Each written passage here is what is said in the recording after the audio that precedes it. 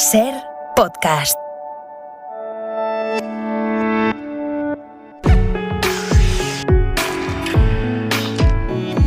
Este tiempo de hora 25 lo dedicamos hoy a hablar de derechos y libertades. Cualquier día es bueno para detenerse en los fundamentos de la democracia, pero es que hoy tenemos varios frentes abiertos que hablan de los peligros que acechan a lo que creíamos conquistado para siempre. Hoy hemos conocido un informe europeo con cifras preocupantes sobre los delitos de odio. Hoy el Parlamento Europeo ha debatido sobre las leyes homófobas de Hungría. Hoy en España sigue abierta la investigación del asesinato de Samuel ante el tuit de Vox que señala con foto, nombre y dirección al editor del semanario satírico El Jueves, animando además a mostrarle repulsa a la salida del trabajo. Para empezar, nos situamos en el Parlamento Europeo con la intervención del eurodiputado Ernest Urtasun del Grupo de los Verdes. Presidente de la Comisión, presidente del Consejo, y quiero empezar mi intervención rindiendo homenaje a Samuel Luis Muñiz, un joven de 24 años, apaleado hasta la muerte mientras le gritaban maricón. Un crimen que ha conmocionado a toda España, a Europa, a la comunidad LGTBI, y un crimen que debe recordarnos que estamos lejos de la igualdad y que debemos protegernos de los discursos del odio. También hemos visto en Tbilisi, recientemente en Georgia, lo que ha ocurrido con la marcha del Pride y las persecuciones a la comunidad LGTBI. Esto no puede tolerarse y las instituciones europeas deben mandar un mensaje claro que estamos con ellos y que vamos a protegerles, y eso empieza por tomar acciones contundentes contra la nueva ley húngara. Urtasun, buenas tardes. Hola, muy buenas tardes. ¿Pero va a ser así? ¿Se van a tomar o emprender acciones contundentes contra Hungría? Parece que sí, somos optimistas. Nosotros hoy votaremos una resolución en la cual pedimos dos cosas. La primera, que se abra un procedimiento de infracción por vulneración de la ley europea hacia Hungría, que hoy von der Leyen en el Pleno ya nos ha anunciado que hará, no lo ha dicho así, pero lo ha dejado entrever y sabemos de forma informal que lo van a hacer. Y pedimos otra cosa que es más relevante aún, ¿no? Tenemos un nuevo mecanismo de defensa del Estado de Derecho que permite suspender pagos del presupuesto europeo, incluido el Fondo de Recuperación, a algún país que vulnere flagrantemente los derechos y libertades fundamentales en la Unión Europea. La resolución del Parlamento lo va a pedir y sabemos que la Comisión Europea lo está estudiando. O sea, no es tolerable que un país como Hungría reciba dinero del Fondo de Recuperación mientras aprueba estas leyes homófobas que vulneran todos nuestros derechos, ¿no? Con lo cual, creo que la Comisión esta vez, también a petición del Parlamento Europeo, va a actuar y yo creo que es positivo. ¿Qué grupos lo apoyan? O mejor, imagino que son menos, ¿qué grupos no lo apoyan? Bueno, la resolución la verdad que tiene un amplio apoyo que va desde el Partido Popular hasta el Grupo de Izquierda, los Verdes, los Socialdemócratas, el Grupo ECR, donde está Vox, desde luego no va a apoyar esta resolución. Lamentablemente creo que va a haber mañana muchos eurodiputados, porque votamos mañana, muchos eurodiputados del PP que no van a votarla, a pesar de que sí quiero decir que el grupo la ha firmado. El problema, yo creo, fundamentalmente, también con el caso Orbán, es que Víctor Orbán ha estado demasiado tiempo cobijado bajo el paraguas de los populares europeos, ha sido expulsado hace muy poquito, pero hemos llegado muy lejos porque durante demasiado tiempo los populares no han querido romper con él. Seguramente si lo hubieran hecho antes no hubiéramos llegado tan lejos. Pero bueno, mañana es un día de unidad del Parlamento Europeo y yo quiero celebrarlo. Hoy también hemos conocido un informe de la Agencia Europea de Derechos y Libertades sobre las denuncias que presentan los ciudadanos cuando sufren alguna agresión por razón de sexo, de raza o de religión, los llamados delitos de odio. Son datos preocupantes que nos hablan de la falta de confianza de los europeos en sus instituciones. Datos que ha recogido Álvaro Zamarreño. La existencia de barreras estructurales y esa falta de confianza en las instituciones, unidas al total, no va a servir para nada, son los motivos que la Agencia de Derechos Fundamentales destaca para explicar por qué tantos delitos de odio no se denuncian. Su estimación, tras realizar 35.000 entrevistas en toda la Unión, es que son casi 9 de cada 10. Solo en casos de antisemitismo las denuncias se aproximan a la mitad de los casos, pero por ejemplo, en el de gitanos o personas LGTBI son una parte muy mínima. Los gitanos creen que no se les va a creer. Muchos gays no confían en la policía, a la que ven más próxima a quienes les agreden que a ellos. Esta agencia advierte a los estados de que tienen la obligación de poner los medios para investigar los delitos de odio y hay mucho que mejorar en la recogida de datos, y conmina a las autoridades a reconocer públicamente la existencia de un delito de odio odio y su impacto, porque ayuda a que víctimas y testigos confíen y denuncien. ¿Cómo podemos interpretar, Urtasun, este bajo nivel de denuncia? Es desolador, la falta de confianza en que esa denuncia va a servir para algo.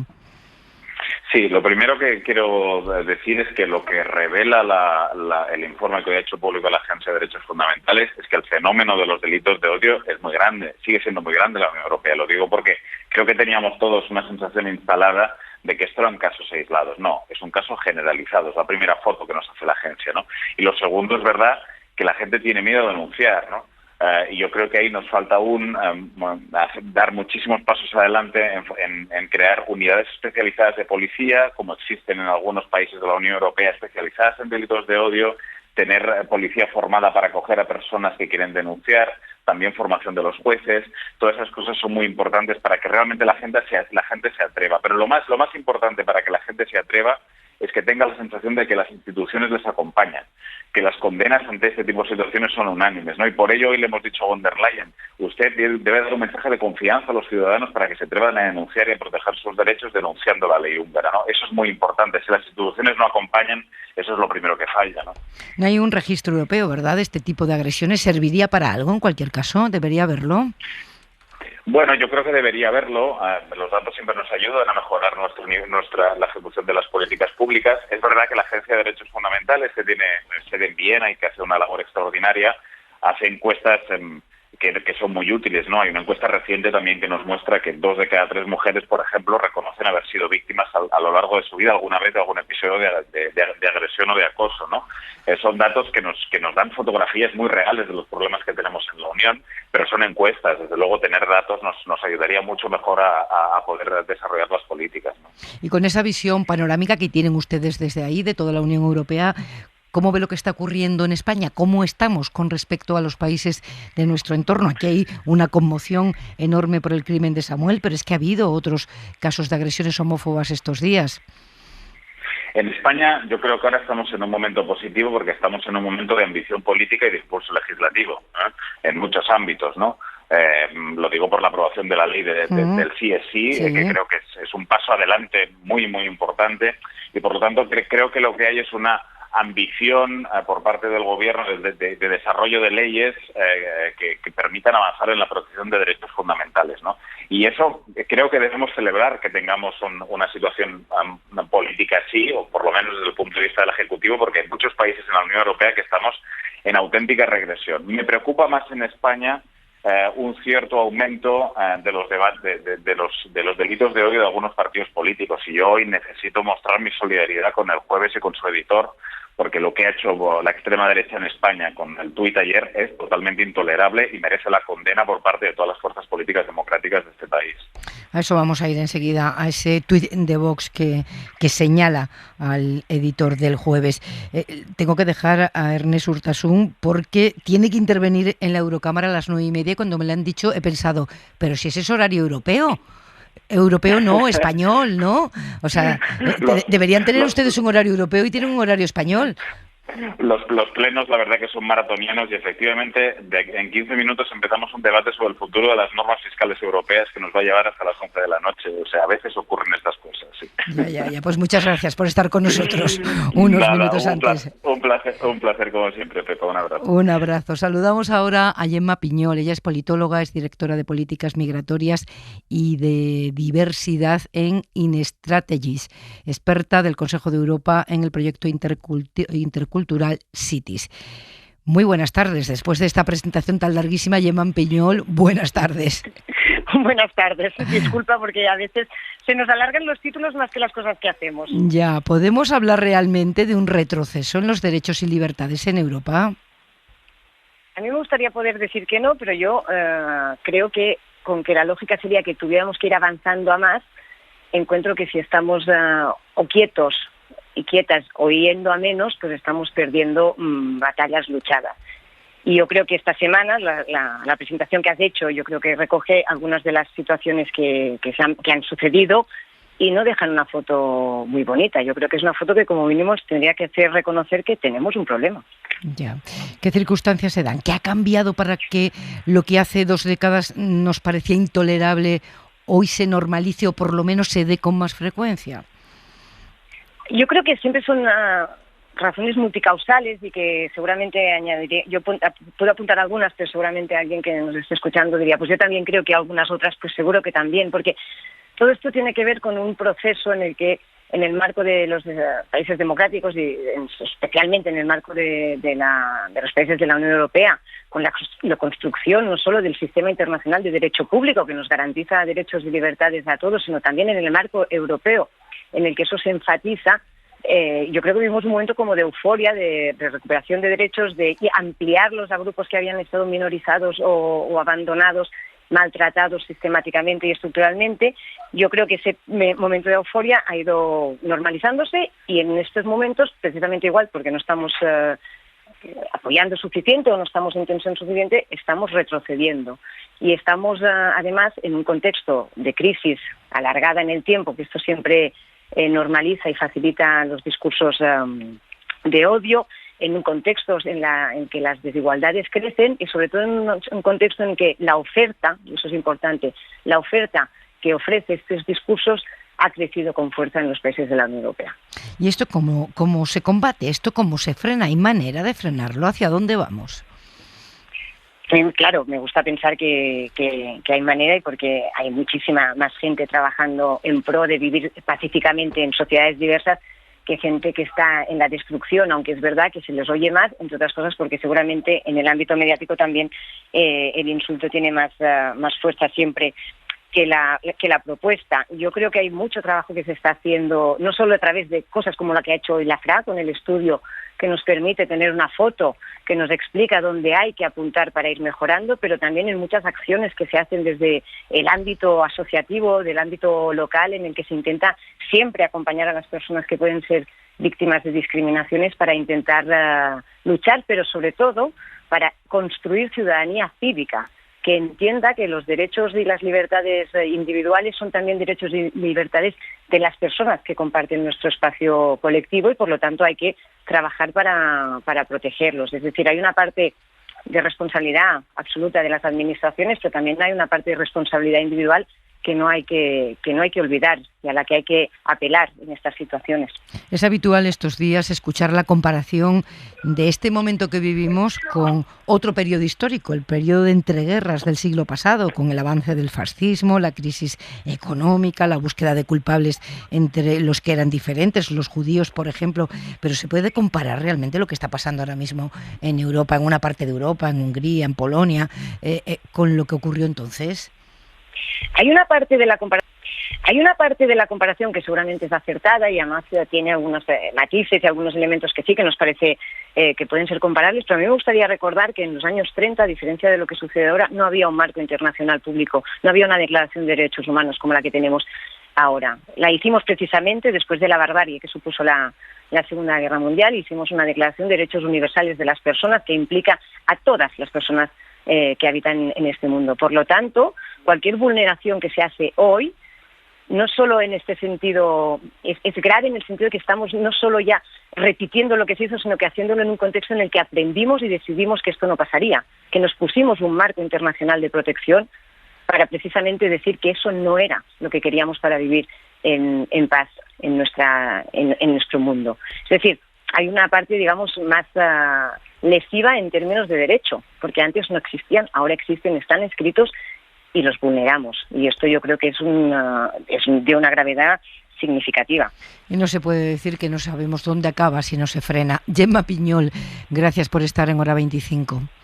Gracias a vosotros y buenas noches. Un abrazo. Para hablar de libertad de prensa, nos fijamos ahora en un tuit, uno que lanzó Vox en contra de unas caricaturas publicadas en El Jueves. Acaba de referirse a él Ernest Urtasun.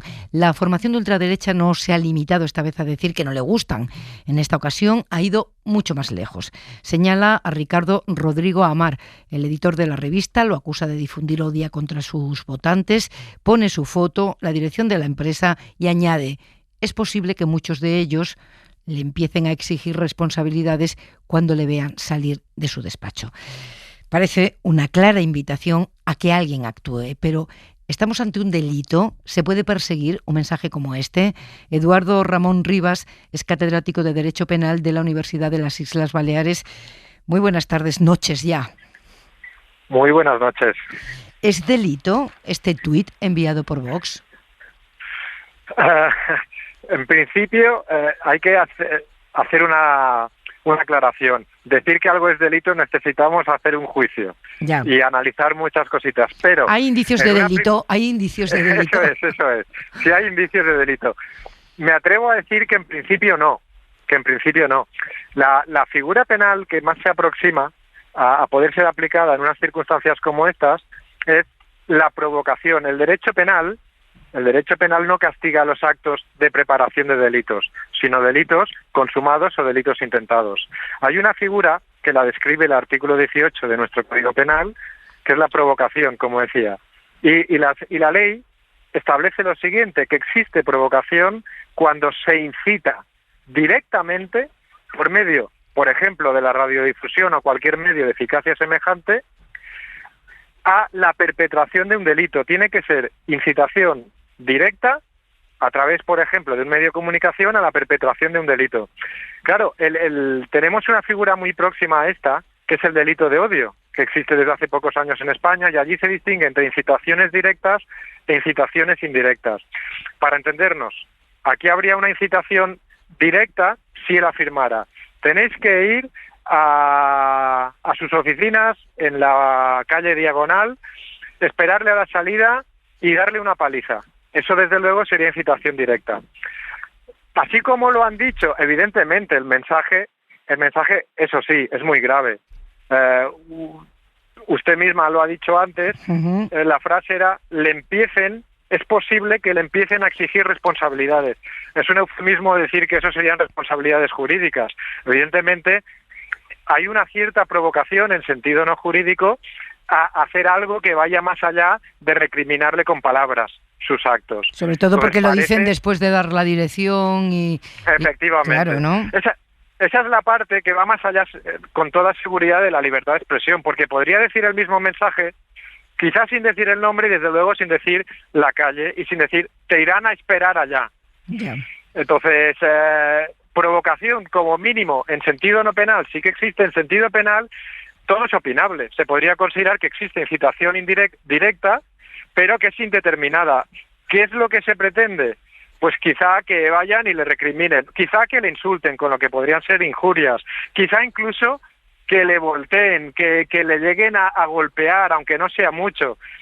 En ese caso, si consideráramos que es incitación, que es directa y que puede ser, aunque sea indeterminada, que abarca, por ejemplo, golpes o malos tratos, violencias de carácter leve, sí que sería delito, que sería de provocación a lo que el Código Penal llama golpes o malos tratos de obra, que es la versión violenta más pequeña de las lesiones. Ya, catedrático, Entonces, ¿y si este señalamiento tuviera consecuencias, si alguien lo materializa? Bien, si nosotros a esto lo llamáramos provocación y además efectivamente se materializara, al autor de la provocación se le castigaría como inductor, que es una forma de autoría, con la misma pena que el autor de las lesiones que se produjeran. Pero para eso antes habría que llamarlo provocación. Y está el gran problema es ese, que hace falta que sea incitación directa y que tiene que ser, en principio, la violencia es indeterminada, pero sí que se podría asumir que a cierto grado de violencia sí que se está incitando, porque se sabe cómo funcionan las masas. Entonces, en ese caso, podría llegar a ser un delito, no digo que sea, de provocación a una violencia leve del Código Penal, y necesitaría, en tal caso, que el afectado, solo él, pusiera la denuncia. Es una condición para perseguir esos hechos. O sea, el afectado es el que tiene que poner la denuncia. Sí, si creyese que puede existir un delito, en este caso sería una combinación de provocación con una violencia de carácter leve que castiga el Código Penal con solo multa. Claro, lo que dice el Código Penal es que las violencias leves se castigan poquito y que necesitan denuncia para ser perseguidas. Entonces, claro, como esto sería una provocación a una violencia, también necesitaría de denuncia previa. Aclarado. Eduardo Ramón Rivas, muchas gracias por estar en Hora 25 esta noche. De nada. Un abrazo. Muchas gracias a ustedes. Buenas noches. Adiós. La columna de las 9. Miguel Ángel Aguilar. Depredadores de la libertad, Pepa. Reporteros sin Fronteras acaba de publicar el cuadro de deshonor que componen los 38 máximos depredadores de la libertad de prensa, entre los que figuran en lugares destacados Nicolás Maduro, Venezuela, Daniel Ortega, Nicaragua, Miguel Díaz-Canel, Cuba y Teodoro Obiang Nguema, Guinea Ecuatorial. Que estos 4 presidentes hablen nuestra lengua y que se encuentren al frente de 4 naciones que forman parte de nuestra comunidad histórica, a la que hace mención directa el artículo 56 de la Constitución, nos obliga aún más a reaccionar también como españoles, porque sus excesos nos interpelan de manera más directa, de la misma forma que el canibalismo de Centroáfrica debiera avergonzar más a los franceses. Por eso, nuestro ZP, especialista en amaneceres, tiene una inmensa tarea por delante, y en manera alguna sería aceptable que limitara sus mediaciones prodigiosas al régimen chavista de Nicolás Maduro en Venezuela. Durante las 4 décadas del franquismo fuimos un pésimo ejemplo que tuvo impresentables seguidores en nuestra América, y desde la transición hemos brindado estímulos políticos muy valiosos que debemos seguir sosteniendo en primer lugar con el ejemplo, sabiendo que estos abusos o se combaten o nos contagian. Vale. Suscríbete a Hora 25. Todos los episodios y contenidos adicionales en la app de Cadena SER y en nuestros canales de Apple Podcast, Spotify, iVoox, Google Podcast y YouTube. Escúchanos en directo en la SER de lunes a viernes a las 8 de la tarde.